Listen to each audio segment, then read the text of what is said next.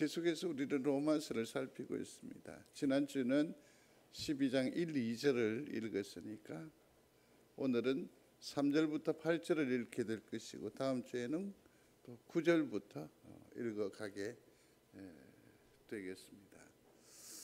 요즘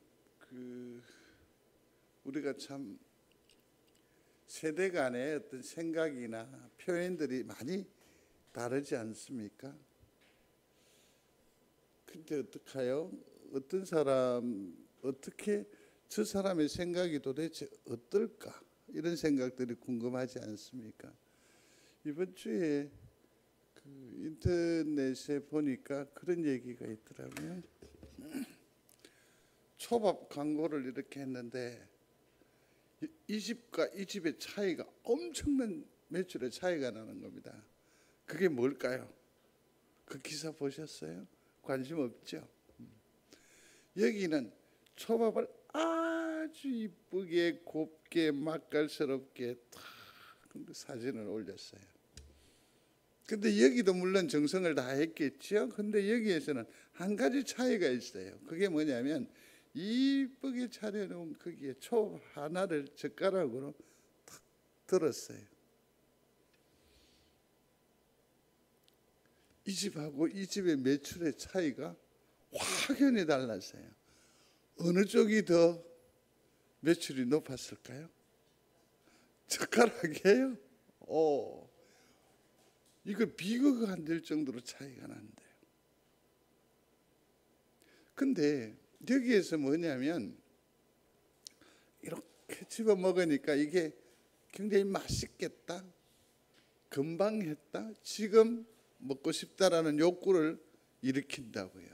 근데 그게 매출에까지 영향을 미친다라는 것은 공감을 했다라는 거죠. 생각을 어떻게 해요? 같이 했다라는 거죠. 공감이라는 것은 쉽게 말씀드리면 상대방의 입장이 되어서 느끼는 느낌을 말합니다. 이 공감은 예를 들어서 이런 게 있을 수 있겠죠. 느낌을 그 사람처럼, 그 다음에 또 역할과 그럴 수 있겠다, 이해가 되는 거죠. 그죠? 그러면서 어떻게 합니까? 같이 아이고 수고하네, 애쓰네, 한번 이렇게 받들어주는 그러한 또 마음 씀씀이를 공감이라고 합니다. 반면에 참여라고 하는 것은 뭐냐면 어떤 일에 끼어드는 겁니다. 끼어드는 거죠. 근데 여기에서 놀라운 것은 뭐냐면 참석이라고 하는 것도 있잖아요. 그러니까 줄을 서서 기다려서 들어와서 자리를 탁 했어요. 그러나 그게 별 감동이 없어요. 그건 무엇이 계류가 됐어요? 공감하는 마음이 없으니까 오늘 많아 그런 거죠. 그러니까 공감하면 참여하게 되고 공감하게 되면 움직이게 되는 거죠. 여기 젊은 세대들의 요즘 키워드라고 하더라고요. 우리는 그렇지 않습니까? 마음에 감동이 가지 않으니까 드라마 채널도 안 돌아가죠. 공감과 참여입니다. 오늘날 우리의 가정사 이제 한 주간 이제 이번 주간이 이제 추석 주간이 될 것인데 그 자리에서도 보면 우리는 구경꾼이 되죠. 그 안에 선수로서 역할은 전혀 없어요. 자기들끼리만 얘기하는 거죠. 교회 안에서도 마찬가지입니다. 뭔가를 얘기하는데 전혀 공감대를 형성하지 않고 있으면 나는 어디까지나 뭐가 됩니까? 구경꾼이 되고 객이 될 수밖에 없죠. 우리 스스로에게도 한번 생각을 돌이켜볼 필요가 있습니다. 지금 우리의 처지와 우리의 교회의 어떤 일련의 이 움직임에 대해서 여러분들은 공감하십니까? 그래서 여러분들은 관객 구경꾼이 아니라 선수로서 직접 활동을 하고 있느냐라는 거죠. 참 이러한 부분들에 대해서 우리가 좀 더 진솔한 생각을 해봤으면 좋겠다 하는 아쉬움이 있습니다. 로마서 12장 11장까지는 뭐냐면 믿음이 뭐냐, 그리고 믿음의 대상이 누구냐? 이게 1장부터 11장까지 내용인데 12장부터는 그러면 우리 성도들은 신앙생활을 어떻게 해야 할 것이냐? 그게 12장부터의 주제가 대전환을 이루면서 우리에게 교훈을 주고 있습니다. 지난 시간에 살폈습니다. 1, 2절에서는 무엇이었습니까? 예배 중심으로 살라. 한번 소리해 보겠습니다. 예배 중심으로 살라. 그렇죠. 예배 중심으로 살라. 산 제물로 드리라고 하지 않았습니까? 생생한 날것으로 드리라고 하지 않습니까? 사실은 제물은 어떻습니까? 죽여서 드리는 게 제물이거든요. 그러나 우리는 지금 살아 역사하고 있단 말이에요. 그런데 무슨 산 제물이 되라고 하는 것일까?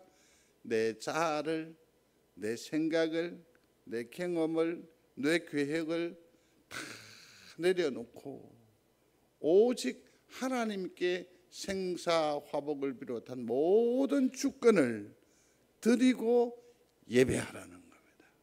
예배하라는 것. 이게 바로 예배 중심으로 삶을 사는 것이 됩니다. 그래서 예배가 여기 앞에 놓여 있으면 다른 어떤 모든 것보다 무엇이 가장 우선하게 돋보여야 합니까? 하나님. 하나님.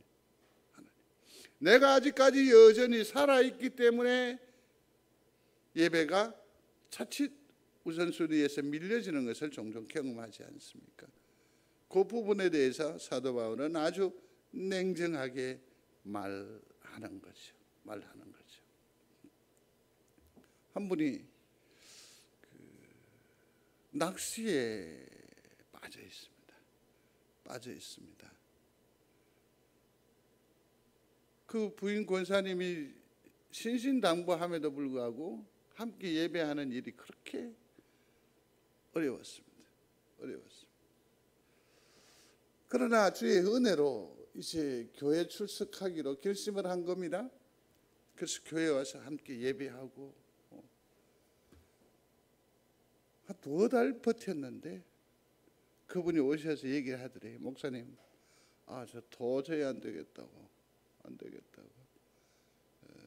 제가 조금 방학을 해야 되겠다. 그러면서 그가 하는 얘기가, 그래도 낚시터에 있을 때에는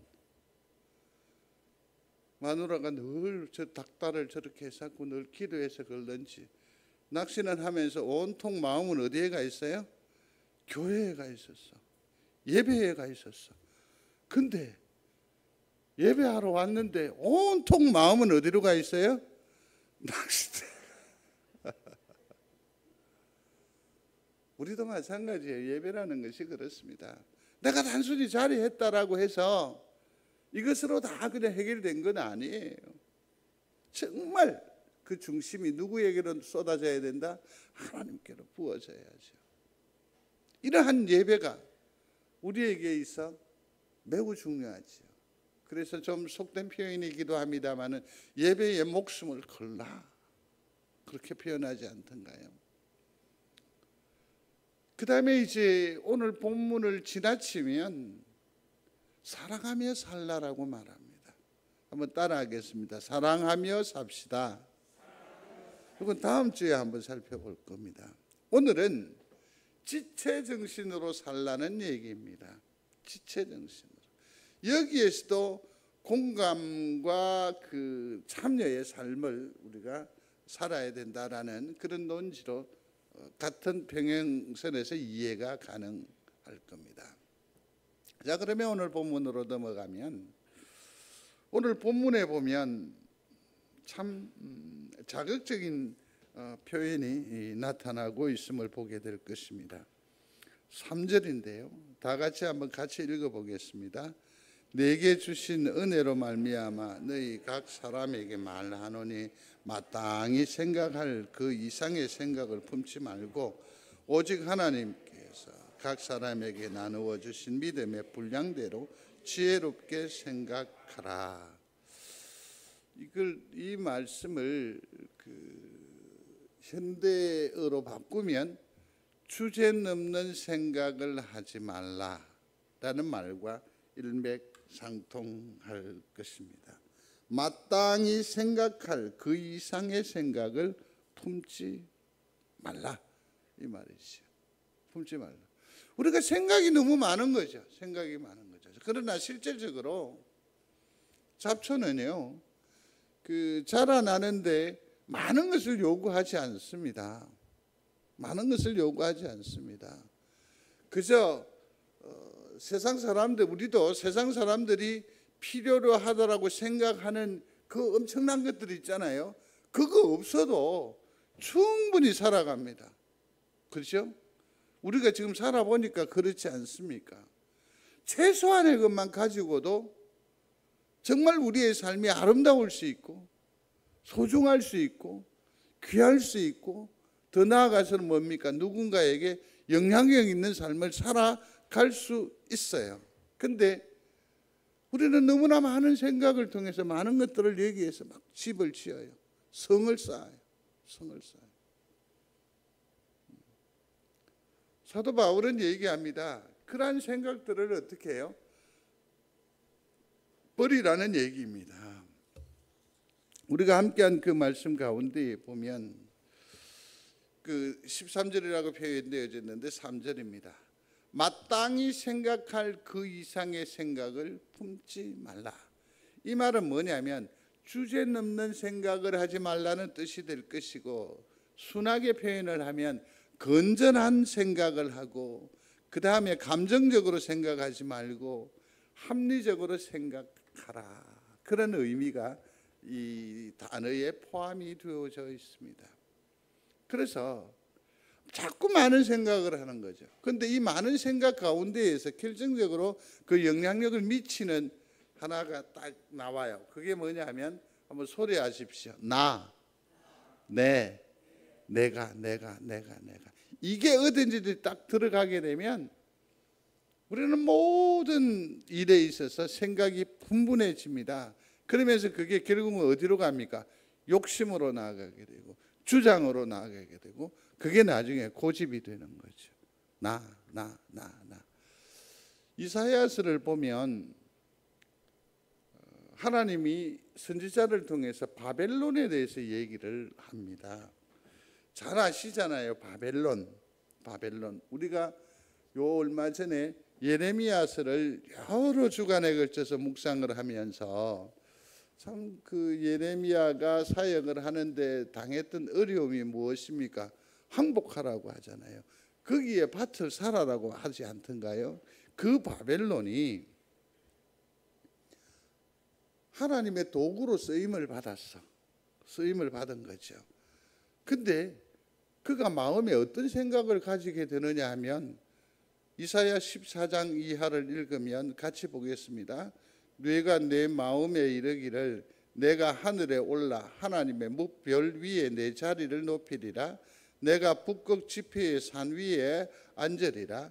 가장 높은 구름에 올라가 지극히 높은 이와 같아지리라.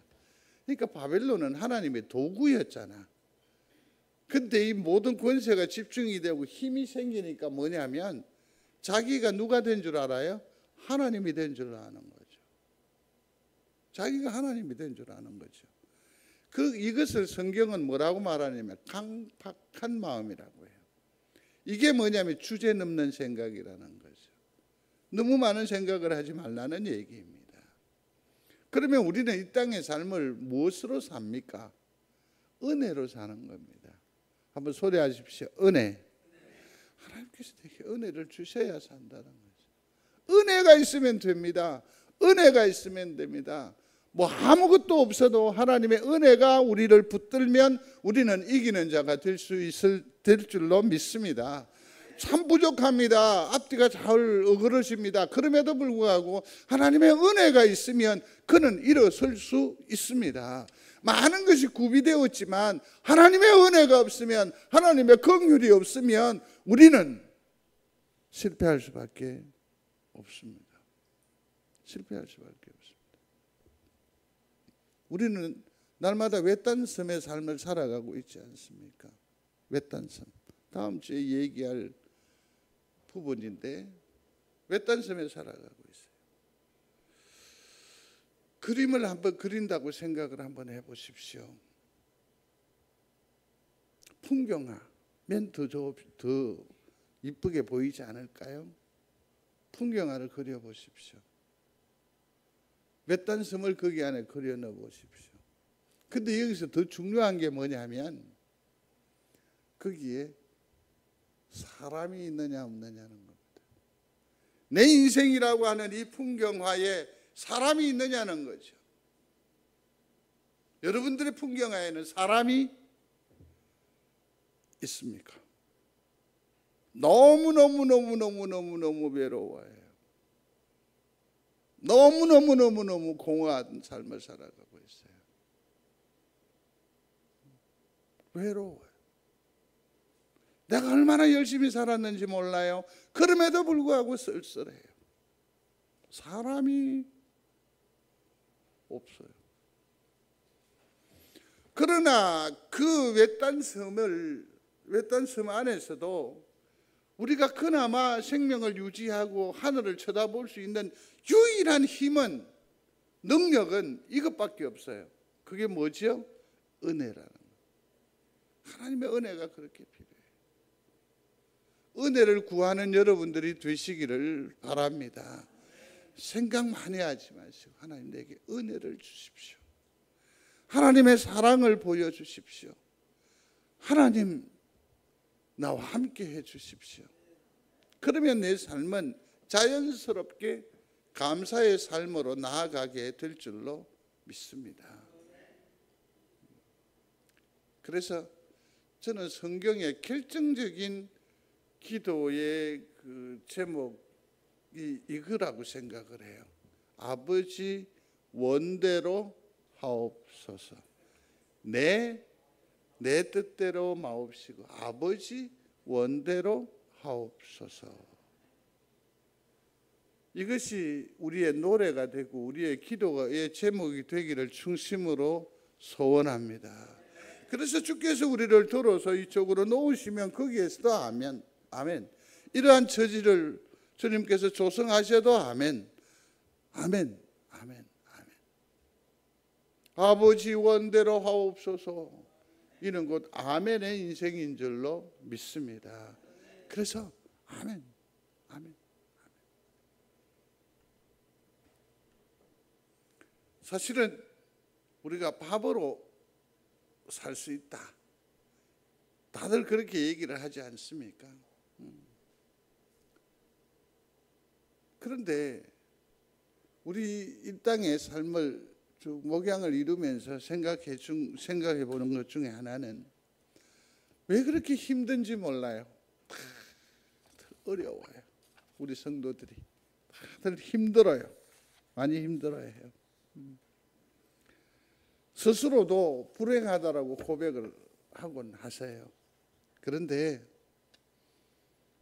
자세히 들어보면 그 원망과 그 불평의 그 생을 이렇게 엿보면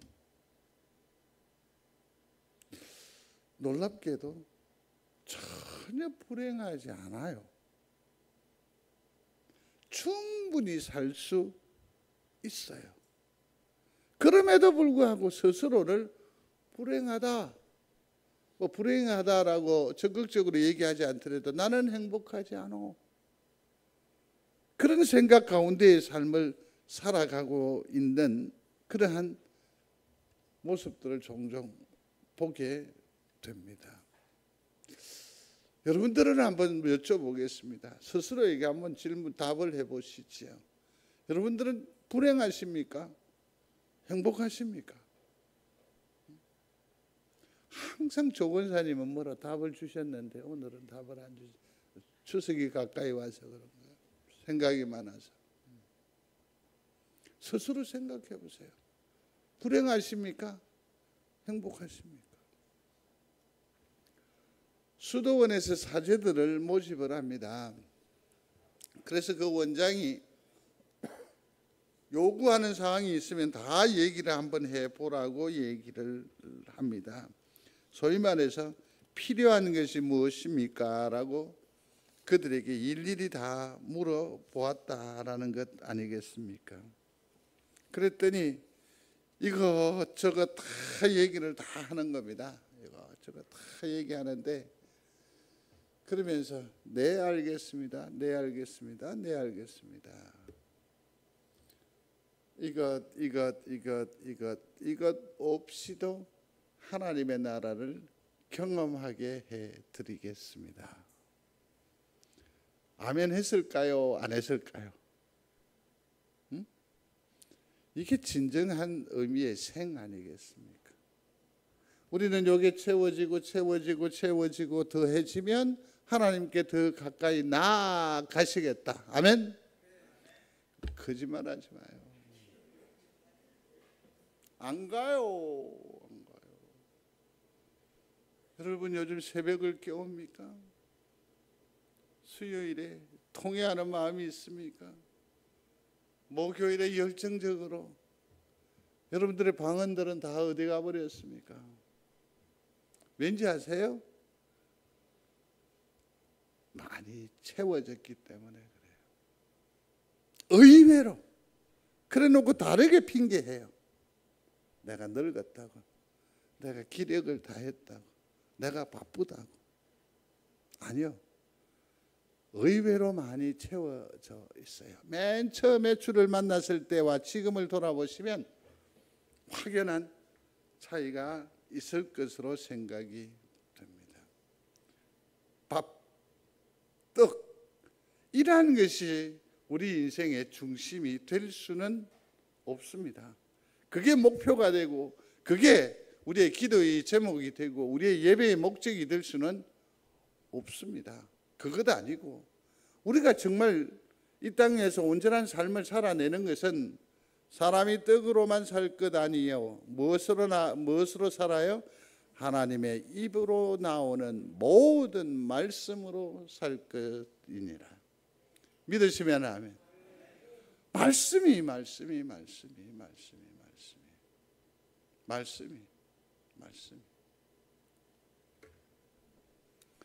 짜증나고 불만족스러운 그런 삶의 질을 좀 높이셔야 합니다. 무엇으로 채워야 합니까? 하나님의 말씀으로 채우는 지혜로운 여러분들이 되시기를 중심으로 소원합니다.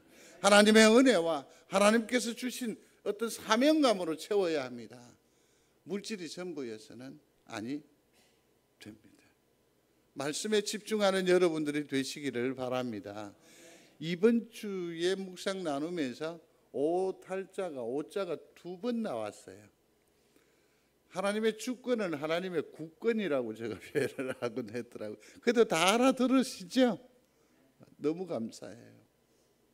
이제는 최소한 그 제시한 본문을 따라서 읽기는 좀 뭐 하더라도 일단 그 내용은 다 읽으신다는 얘기잖아요.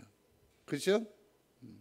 근데 좀 더 발전적인 영적 성숙을 위한다면 제시한 본문을 먼저 읽고 읽어야 돼요.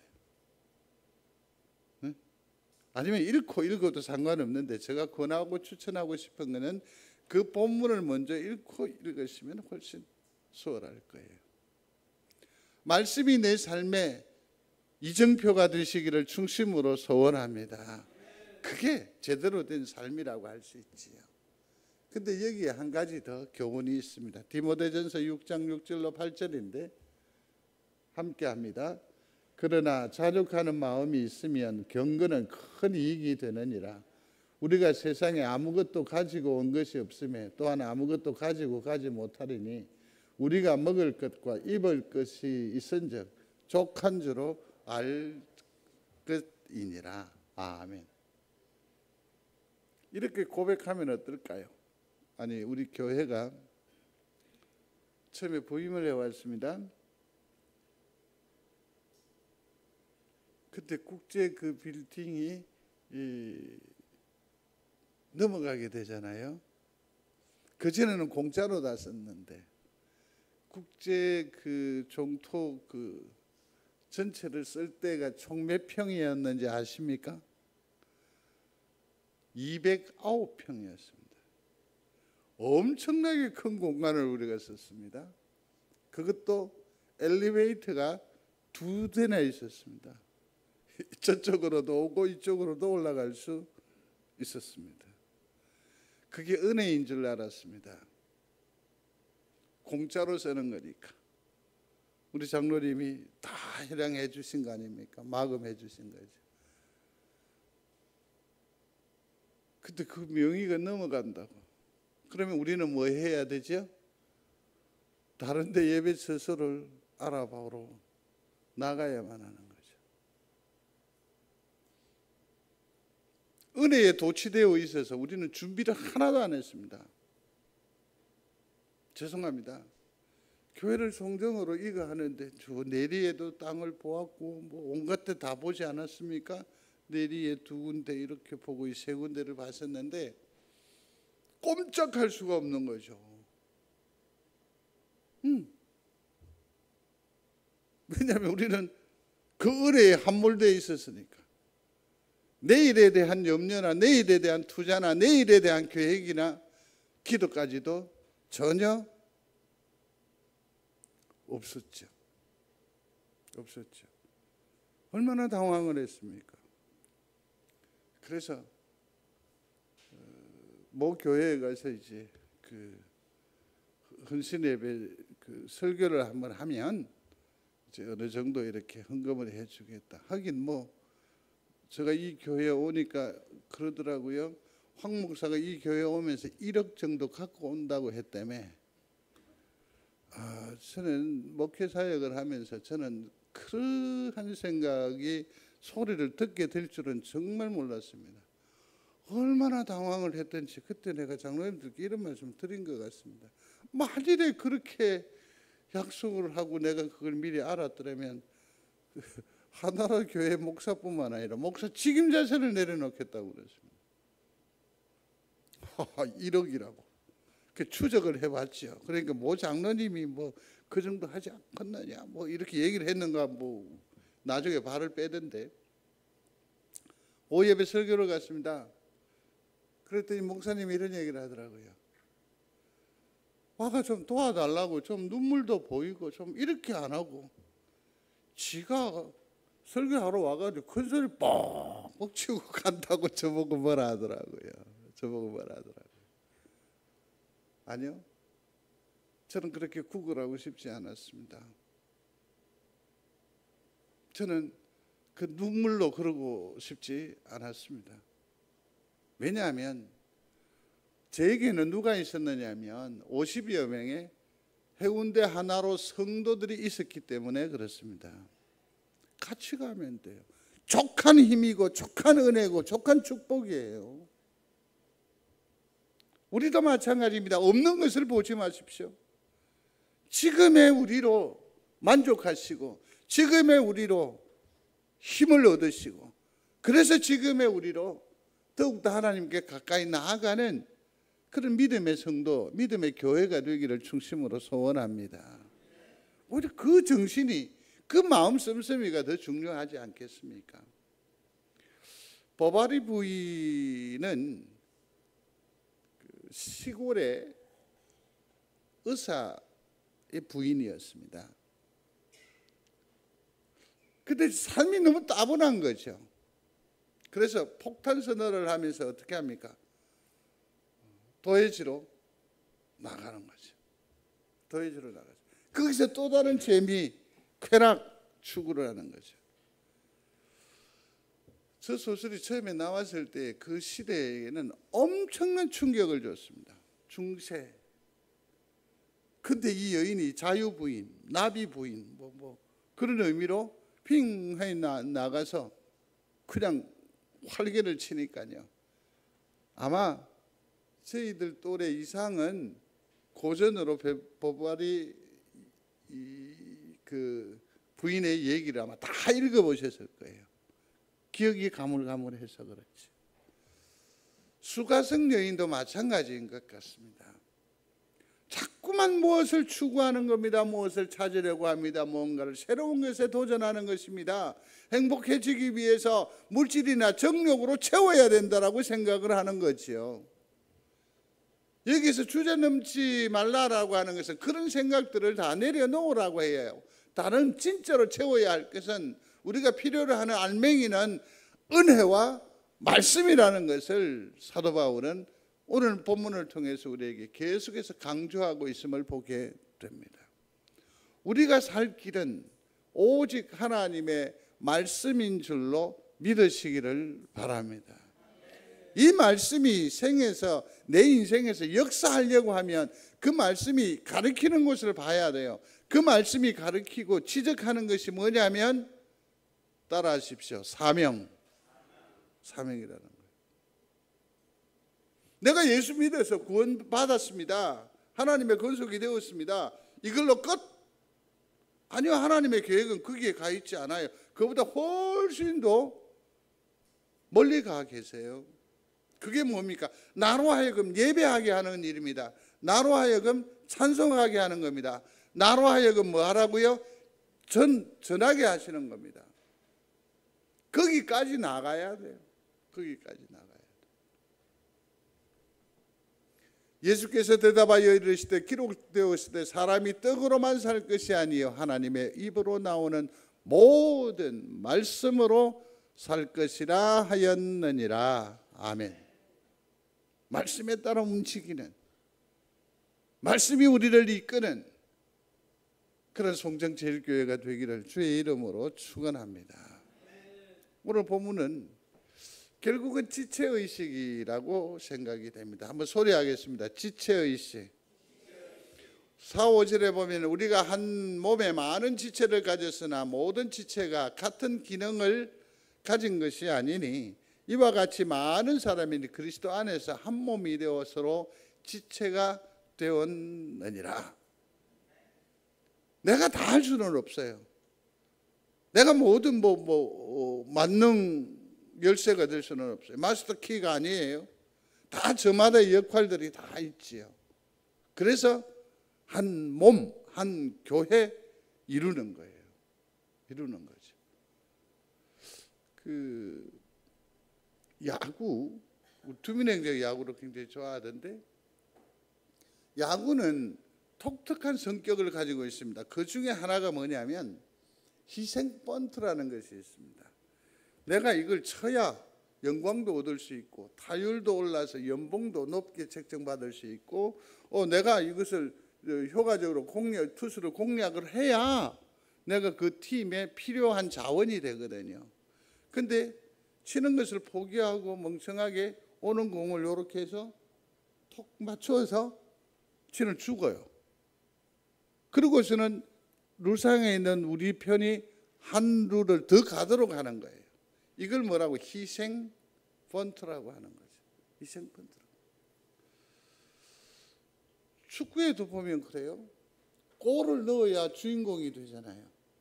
그런데 여기도 보면 골을 넣도록 길을 열어주고 기회를 창출해 주는 것을 어시스트라고 해요. 골을 넣은 사람을 동그라미 하고 어시스트 한 사람도 똑같은 위치에서 동그라미를 해요. 그 정도로 아주 중요한 거죠. 중요한 거죠. 중요한 거죠. 각각의 다 기능이 다 있습니다. 은사가 다 있습니다. 그것을 모두가 다 최대한 발휘를 해야 한 몸이 온전히 기능하게 되고 또 그 한 몸이 하나님 앞에 영광을 창출해낼 수 있다라는 말씀입니다. 교회는 이렇게 한 지체로 이루어져 있습니다. 그래서 각자가 역할을 잘하는 거죠. 오늘 본문에는 보면 받은 은사대로 하라라고 되어져 있습니다. 근데 이 은사라는 것은 뭐냐면 세 가지예요. 하나는 뭐냐면 내가 좋아하고 잘하고 옳은 것이어야 돼요. 그죠? 내가 좋아하는 것. 근데 여기에서도 좀 생각을 좀 많이 좀 해봐야 돼요. 예를 들어서 저의 학창 시절에는 경영학에 대해서 많은 관심을 가졌습니다. 그러한 필요가 제기가 됐습니다. 그러나 저는 관심이 없었습니다. 그러면 내 은사가 아닙니다. 어떤 사람은 노래 부르는 것을 굉장히 좋아합니다. 근데 우리가 듣기에는 무슨 소리? 돼지 멱다는 소리죠. 이건 뭡니까? 은사일 수 있을까라고 생각해 볼 필요가 있을 거라고 생각을 합니다. 신창원이는 도둑질을 아주 잘해요. 그게 지 은사라고 할 수 있습니까? 아닙니다. 그건 옳지 않기 때문에 그거는 은사라고 말을 표현을 하는 것은 잘못됐다라고 생각을 합니다. 내가 좋아하고 또 잘하고 옳은 것 다 있죠. 무엇인지 조만간 발견할 수 있게 되기를 중심으로 소원합니다. 거기에 한 가지 이제 좀 더 한다고 한다면 저는 이거라고 생각을 해요. 그게 뭐냐면 내가 은사를 그렇게 인식했는데 다른 사람이 내 은사를 보고 어떻게 반응하는지도 좀 생각해 볼 필요가 있지요. 그래서 자기 한계를 극복합니다. 되지 못하는 소리라고 하디 말디 그게 내 은사인 줄 알고, 그죠? 또 뭡니까? 중요한 것은 옳은 것에서 비롯되는데 이 은사가 활용을 하되 누구에게로 향하여야 한다?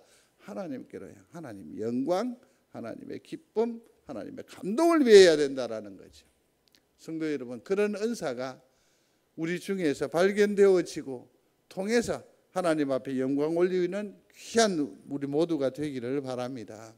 오늘 본문에는 예언의 은사를 얘기하고 있습니다. 우리에게 주신 은혜대로 받은 은사가 각각 다르니 혹 뭐하는 예언하는, 예언이면 믿음의 분수대로, 이건 설교의 은사를 말합니다. 뭔가를 뭐 이렇게 듣고 뭐 이렇게 판단하고 내가 모르는 것을, 아니요, 그냥 말씀, 이 예언의 말씀을 뭐 합니까? 풀어주는 것. 이게 바로 뭐라고요? 예언의 은사입니다. 예언의 은사입니다. 축구 경기 뭐 월드컵에 몇 강 갈 수 있는가 예측하고 하는 그게 아니고요. 설교의 은사죠. 강단을 위해서 기도해 주시기를 바랍니다. 영적 균형 감각을 위해서 기도해 주시기를 바랍니다. 목사의 영성을 위해서 기도해 주시기를 바랍니다. 또 섬기는 섬기는 일로 그랬습니다. 섬기는 일 또한 뭡니까? 은사입니다. 은사라고 하면 뭐 노래를 잘한다든지 무슨 탁월한 달란트가 있어서 아닙니다. 잘 섬기는 것, 이렇게 오는 것 그냥 기다려 주는 것, 부축해 주는 것, 모든 것이 다 하나님께서 내게 주신 은사인 줄로 믿으시기를 바랍니다. 이것 가지고 어떻게 합니까? 협동하는 겁니다. 같이. 그리고 잡아주잖아요. 상호 보완해 주는 거죠. 그렇게 해서 각 지체, 각 은사들이 역사함으로 말미암아 한 몸, 한 역사를 이루어 나아가는 것이라고 할 수 있습니다.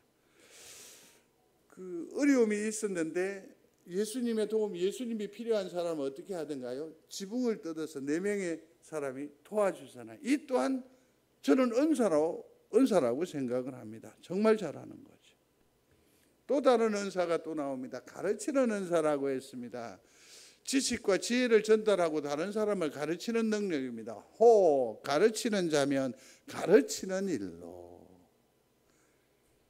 또 있습니다. 위로하는 은사라고 했습니다. 위로하는 자면 위로하는 일로 할 것이니라. 위로하는 그것도 그게 뭐죠?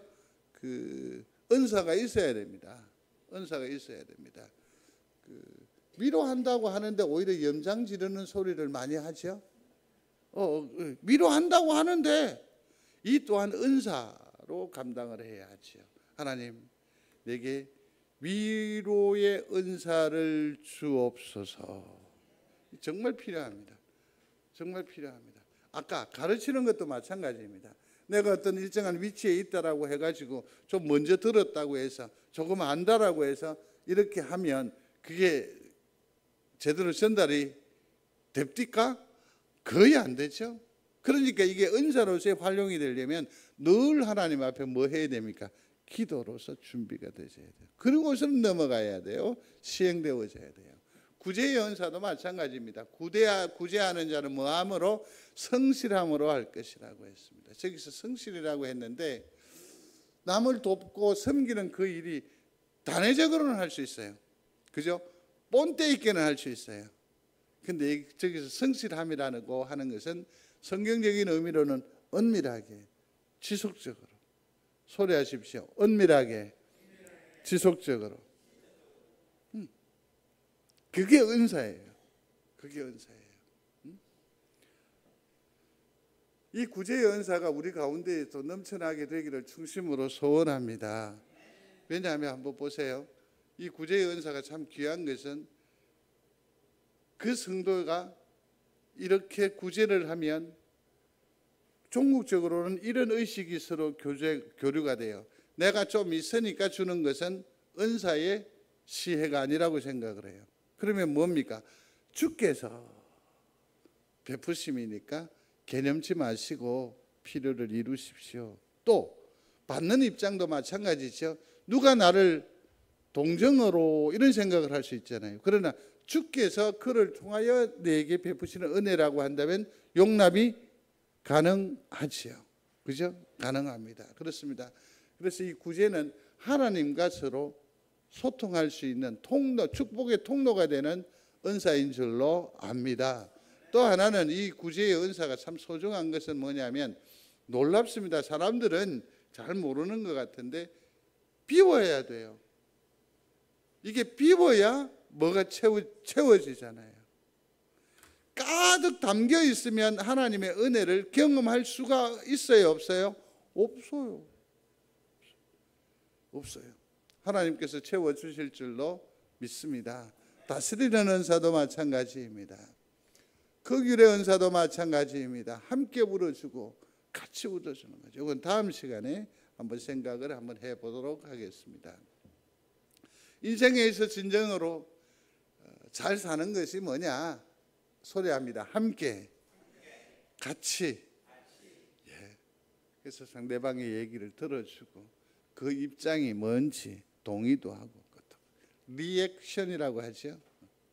누가 뭐라 하는데도 뭔가 이렇게 아주 그냥 관심 없이 하지 말고 함께 웃어주고 함께 울어주는 우리 사이 좋은 그런 지체로서의 교회가 되기를 주의 이름으로 축원합니다.